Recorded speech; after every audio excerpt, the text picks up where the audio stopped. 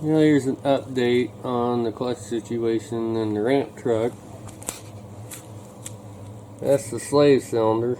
That's not the one off of it. That's an old one I had. But there's the rod that goes in there and pushes on the clutch arm. That's the one that came with the new one. This is the one that was out of here. And I shortened it roughly 1/4 of an inch.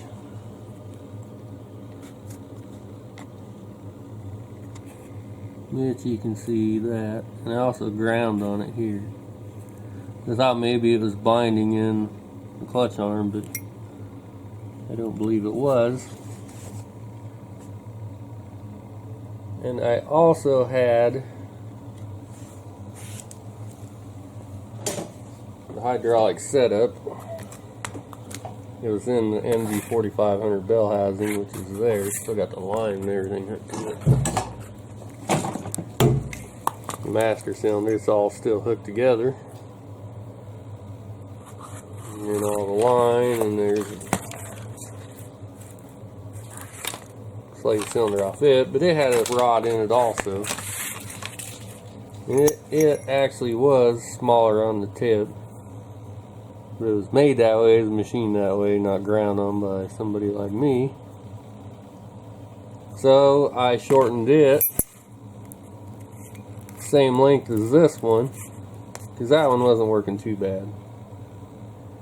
But the pedal was still a little high. I get closer to the floor because I'm tall. I don't want my knee in my face when I let the clutch out. And it's not comfortable to drive for me. So I took the rod that came with that was used. It was longer than both of these. So like I say, I shortened it to the same length as this shorter one. Installed it all. I went for a drive, and it, like I say, it was better, but it wasn't ideal for me. But still, the pedal was up a little higher than I like it. So I shortened the rod out of the original NB 4500 slave cylinder, 1/4 inch shorter than this one. And I installed it back in, of course, and went for a drive, and I like the way it is. And it didn't seem like the clutch was slipping. At least without a load on, if I get a car on it and go for a drive. That'd be a real test, although the truck's pretty heavy itself. I have no idea what it weighs, but I'm guessing it's 5, 6, 7,000 pounds, maybe, I don't know. But by the time you get a car in there that weighs 3,000 pounds, you're looking at 8,000 to 10,000 pounds possibly. And that'll give your clutch a test. Let the weather turn to crap. I haven't had time to do that. I was just trying to park it back where I had it, and since we got the snow and rain, I can't get it back where it was because it's up on a hill. And there's no way I can get up there. Maybe if it was 4-wheel drive, I could drive right up there, but it's not a 4-wheel drive, it's 2-wheel drive.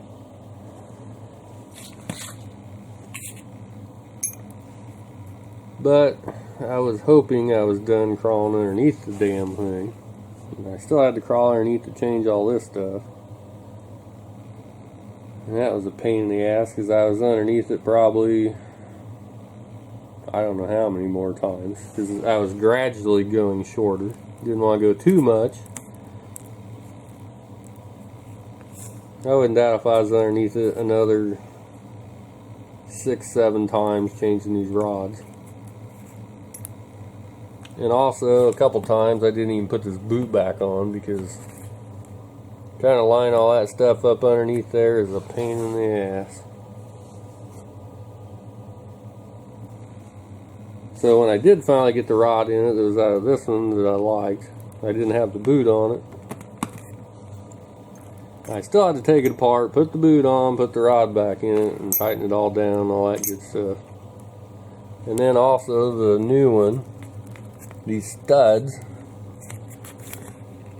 kept screwing out, and the nuts, they got lock nuts on it, and screwing the whole stud out. Well, that makes a pain in the ass out of it too, because instead of sliding these through the bell housing and just simply screwing the nut on, you're trying to line the stud up, and that doesn't work too well. But it should be good to go now, I hope. And I probably won't be able to give it a test run till next spring, because right now we have all kinds of snow on the ground, and it's wet, nasty snow.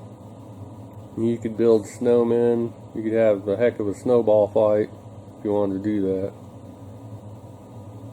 I haven't did that in years, but that's one of those things, it's all fun and games until somebody gets hurt, and usually somebody gets hurt in a snowball fight.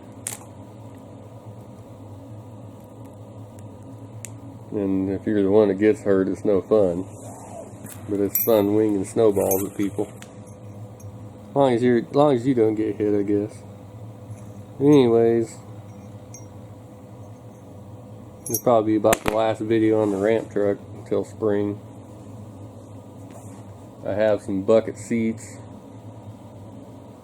and a factory bucket seats and a console that I wanted to put in it. And there's a crack on the floorboard I need to weld up. And if there's anything else I want to do, I might stick some Pour 15 on the floor because it's getting a little rusty. There's no holes in it, but it's getting pitty. And let's see what else is there to do. Well, I got different tail lights to put in it. I do not like the tail lights that are in it. I bought them on eBay, and they're not exactly what I thought they would be, but I bought some different ones, which I have in a box here somewhere.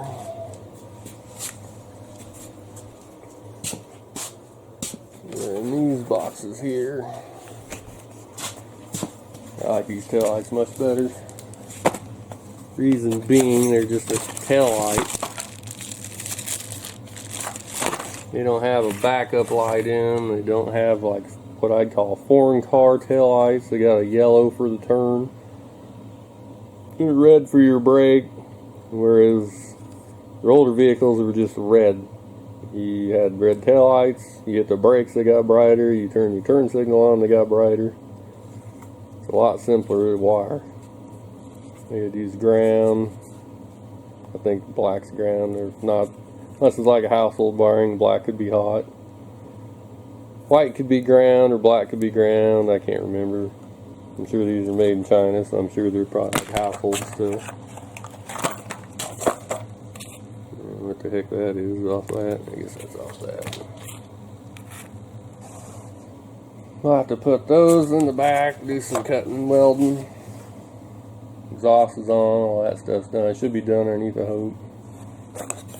Better be, or I'm not going to be happy. But it might be, what, December, January, February, March. Might be 3 months before I get a chance to do anything to it again. Because it's so big, I can't get it inside. And it's no fun working outside when you're freezing your ass off, too. So. What else? I was kind of wanting to sandblast the bed on it, repaint it. Really get technical, it needs cab corners, maybe rockers.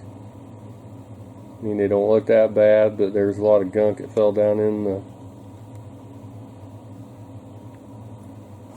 the air system, I guess you call it, the cowl area. Leaves and dirt, and got down to one rocker panel on the right side, and sat in there for a while and got wet and rotted the rocker out. There's a hole, a round hole at the front. I might have showed that in an older video. And I also have a grill guard I want to put on it, but I need to sandblast that and have it painted too. And I'm going to leave the bed white. There's also a winch on it I need to do some work to. The motor on it doesn't act right. I have a new motor here somewhere. It's over here in the box. It's got a Warren winch on it. Should be in this box here, I thought. I think it's this one.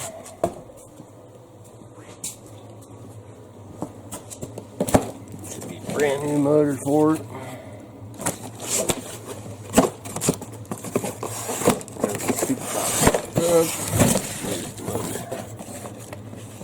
brand new motor for the winch.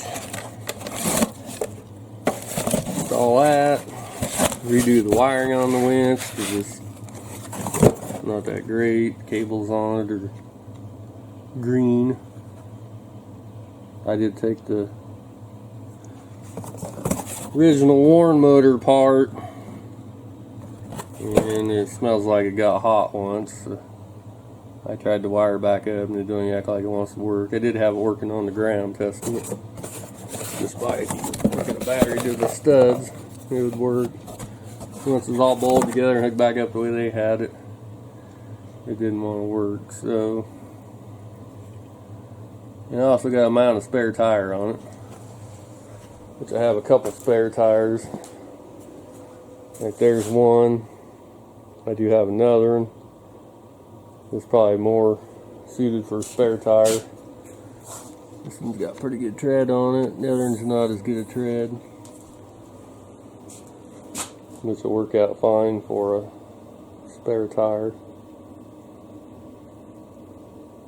And I do have a new grill for it. So I'm not going to stick in until I stick the grill bar on it because that doesn't need to get broke. New headlight rings. And other than that, I think that's about it.